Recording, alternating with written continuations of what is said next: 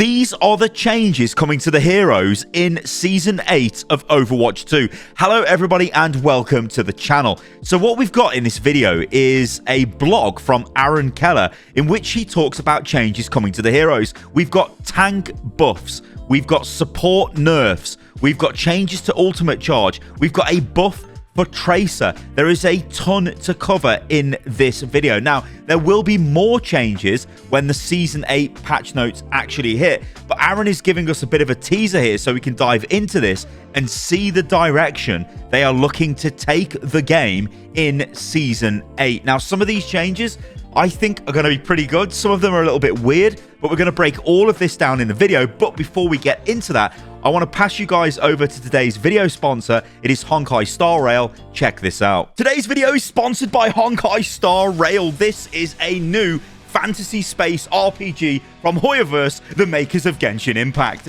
The game is multi-platform, which just means you can play it on literally any device, and also data is shared across all devices, and it's now available on PS5. Do you like Fox Girls? Well, I mean, I hope you do, because this is the new character. She's a limited character. 5-star character. It's Hoyo. Oh yeah, she's got a wonderful foxtail. Oh my, look at that. And this is Argenti. He's a 5-star limited character, and he's a very debonair gentleman. Oh, good lord, good actual lord. So if you like the sound of all of that, then use the link in the video description below to download the game and experience these new characters. You can also use the redemption codes, which are on the screen right now, to redeem Stellar Jade times 50. Huyo from November the 15th to December the 6th, and Argenti from December the 6th to December the 26th. Once again, thank you for sponsoring today's video, Honkai Star Rail. Right then, let's get stuck into this. So this is the director's take, a balanced preview for Season 8. I won't put the text on the screen. You guys can enjoy my awesome gameplay, but I will be reading this off verbatim, and then we will be breaking it down and having a bit of a discussion. So let's begin. This is one of 2 remaining director's take blogs for 2023. We'll release another one in 2 weeks and take the last part of the year off for the holiday season before we pick back up again in the new year. I'll be writing this one in a sort of turkey-induced fever dream, and the next one just after we launch Season 8. This is when we'll release our newest hero, Mauga, along with quite a few balance changes for the game. We'll take a look at those changes and touch on a few other topics as well. So this is the ultimate charge change, and Aaron says this: we're making a general change to the amount of ult charge retained when swapping heroes, reducing it from 25 to 15%. We do like that this mechanic removes friction when swapping heroes and think that it should still be 15%. However, there is a perception that it's almost always an advantage to counter swap upon dying, and we're lowering this value to see if it has an effect on swap rates. So this is about tanks. It isn't about all the other heroes, it's about tanks. If you roll out with a tank and the enemy team have a tank which soft counters you, I'm not going to use the word hard counter, but basically soft counters you. The very easy example is the enemy team have got D.Va, you're on Zarya, you walk out the gates, oh look, it's a D.Va, this is going to be beautiful, you demech her, you murder her, then, because, by the way, that's because she hasn't adapted her playstyle, she's trying for some reason to take you on the front line, and that's never going to work. But then what she can do is swap to a hero that counters your Zarya. Maybe the D.Va player comes back on a Reinhardt, and then you're like, oh dearie me, this is not great. But wait, they have died first in the fight. They should be punished, but it kind of doesn't matter because they still retain some of their ult charge, and now they can come back on a hero that counters your hero. Yeah, this is going to be interesting to track. I think this is kind of going to be okay. And it'll probably remain in the game for a while. I can't see this causing major problems, but I think this is going to slightly help the tank matchup, so I'm okay with that. Okay, let's talk about the tank changes coming in Season 8, and Aaron says this: let's look at the changes coming to some of our heroes in Season 8, starting with some of the larger changes coming to our tanks. We released a reworked Roadhog late in Season 7. Roadhog quickly became one of our top performing tanks with a win rate somewhere around 54%. Now that's very high, that is, guys. Normally they want to get this to sort of 50%, but anything over 50% starts getting a bit ridiculous. So Roadhog at 54%, that's quite high.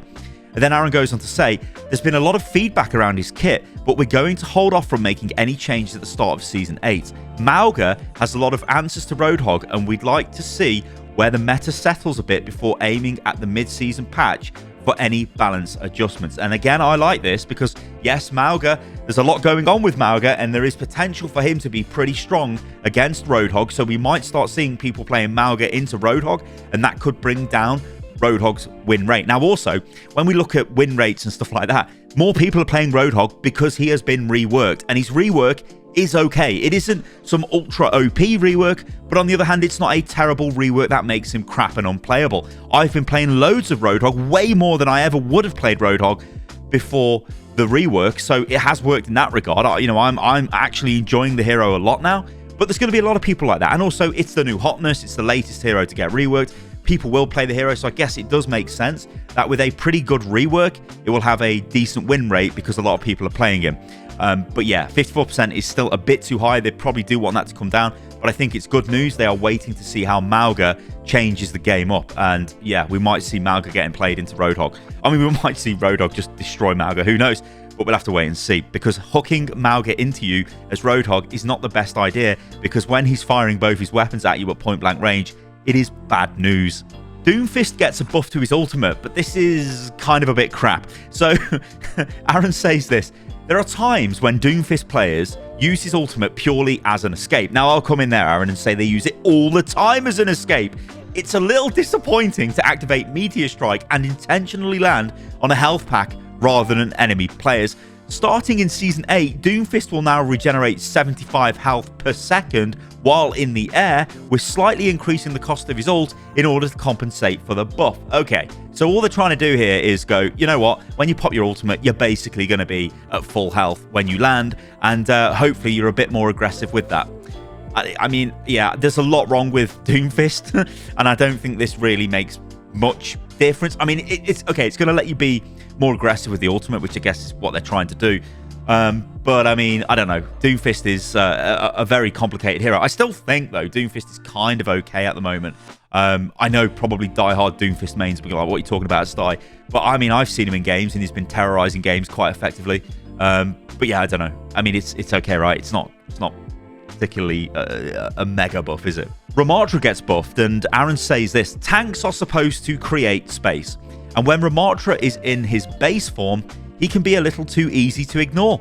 So we're going to shift 100 of his health to armor, as well as slightly increase the size and damage of his projectiles to see if it helps. Okay, so let's start with the projectile change here. I think this could be really big for Ramattra. We're going to have to wait and see how big they actually get, but I do think that could help him because his weapon is kind of annoying to use. So if it's easier to hit, that's probably going to make him more deadly. Well, I mean, it obviously is. That goes without saying. Now, the other change, turning 100 of his health into armor, that's a massive change, and that's going to make him way more tanky because armor reduces damage, you know, and that is going to be... that could make him, you know, more of a threat when he's not in his big tank mode. And again, that's what they're trying to go for. So I think this is okay.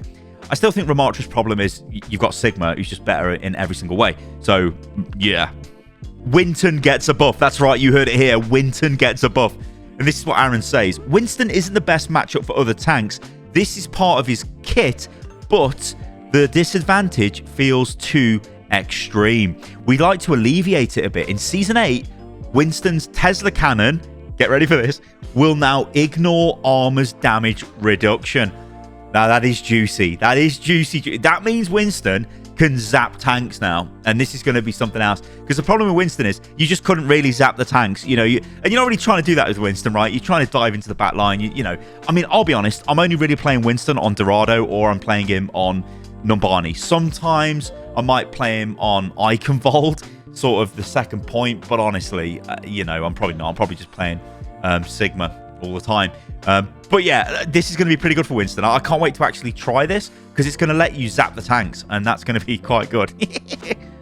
Okay, let's move on to DPS heroes. So first up is Sombra, and Aaron says this: moving on to a few of the changes to our DPS heroes, let's start with Sombra. She's had a lot of moving parts recently, and we feel like she's in a much better spot. Her win rate hovers between 45 and 48% depending on rank. However, her ultimate still isn't as satisfying as it could be.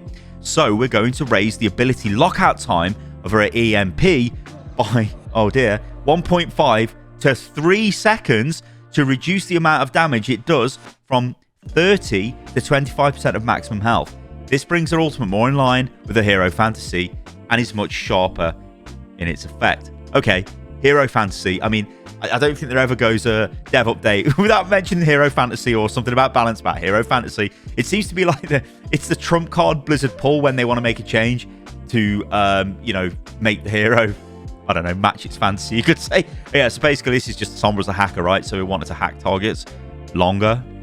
So that's what we're doing. I don't know. I mean, Sombra, I don't feel like Sombra is necessarily great at the moment in the game. I think the rework is kind of not great at all.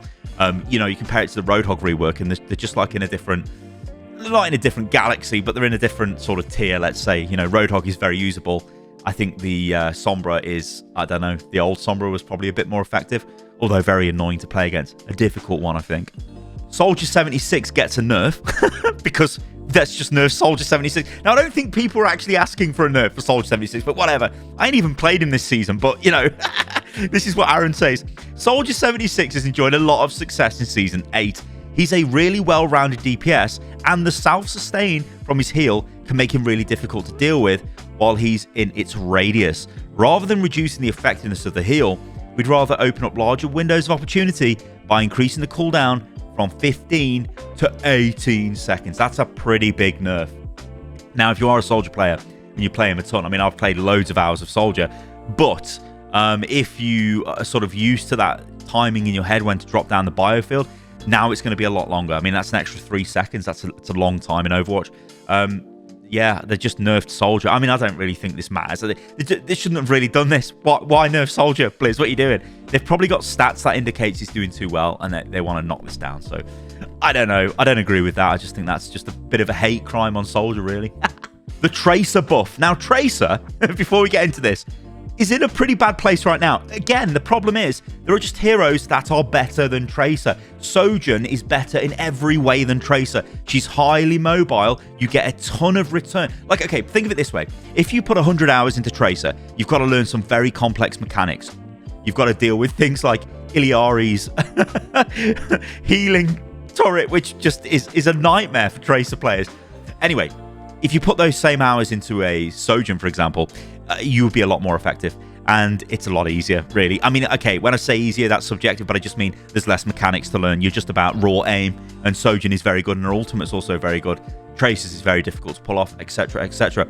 Anyway, Blizzard are going to buff Tracer because, she was the poster child of Overwatch 1, so they've got to give her some love every now and again. But this is what Aaron says.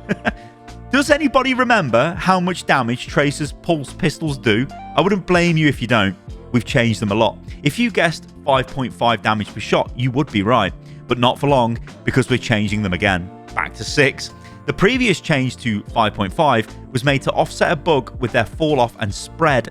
Now those things and the bugs are fixed, we're moving them back to their previous value. Okay, well, the question here is, will this make enough of a difference to break out the Tracer and then try and 1v1 the supports? I mean, I guess the other issue is just supports in Overwatch are very strong. So Tracer, when she tries to fight them, well, they're just as good as Tracer at fighting back, and then they die. So I don't know. Tracer, I still think is going to be in a bit of limbo. I think it's going to be hard for her to make a comeback just because of the direction the game's going in. And if you want to talk about the strongest DPS right now, you might think I'm a madman for saying this, but I think Mei is probably the strongest DPS right now. She's just a nightmare to deal with. And obviously Bastion is still up there, still doing really, really well. Next up are support changes. So first, we're going to talk about Brig, and Aaron says this. Let's look at some of our support changes. Brig was the best performing support hero since the last patch, and we're seeing your feedback that he's becoming a must pick. We're going to revert the damage on Whipshot to try to bring her back in line. We're also looking at the damage potential of Batiste and lowering his primary fire ammo from 45 to 36. Okay, so we've got both Brig and we've got both BAP in that small paragraph there. Now, Brig is, I mean, I don't think Brig's flying under the radar because Brig, Aaron says, she's literally the best performing support hero since the last patch. Brig is a absolute monster. She is a giga chad in the game right now. I don't even think reverting the damage on Whipshot is going to make any difference. She is a tank. She is a beast. She is just incredible. She's so good. It's so easy to get a healing. It's just, I don't know. She's really good. Her ultimate as well, really good. Brig, she's a bit of the complete package at the moment. And she's kind of a bit of a hack. If you do want to rank up pretty quick in support, just play Brig. I don't think this is going to make much of a change to her power level, so get stuck into it. Now, the other thing is BAP. Now, the big thing here is they're looking at reducing his damage. So, I'll read this again, but the damage potential of Batiste and lowering his primary fire ammo from 45 to 36, so less primary fire. Again, the issue, and I did kind of touch on this a little bit earlier in the video, but the supports do so much damage now. You know, when Tracer tries to take them on, supports can easily deal with them, but BAP is the extreme of this, because BAP can just do as much damage as a DPS in the game anyway, while healing. And of course, his ultimate is really good to use on himself, because it just turns him into a killing machine. So BAP, I think, is still going to be a problem. I think the issue with BAP, though, yes, he does a lot of damage, but it's... Everybody keeps talking about this. I know I've talked about this a lot, but it's the triple health pool thing with BAP, where you've got his health, then you've got his health when he pops regenerative field. Of course, he heals himself. Then, of course, you've got Lamp, which is just, you know, another health bar to shoot at. So he's very hard to kill. He's very good at dealing with a lot of threats on the battlefield. He's very good at negating, you know, high value abilities. He can just basically cancel a lot of ultimates, cancel a lot of very good abilities just by dropping down Lamp. Very powerful hero. Now, Aaron talks about quick play and levers in quick play, so let's break down what he says here. I'd like to touch on one of the items mentioned in the last Director's Take, specifically the leave rate in quick play matches. Based on recently implemented set of penalties for leaving too many matches, that rate has gone down considerably. There has been a bit of talk around that, specifically that some people view that mode as something that they would like the freedom to leave without worrying about those penalties. Different people play quick play for different reasons.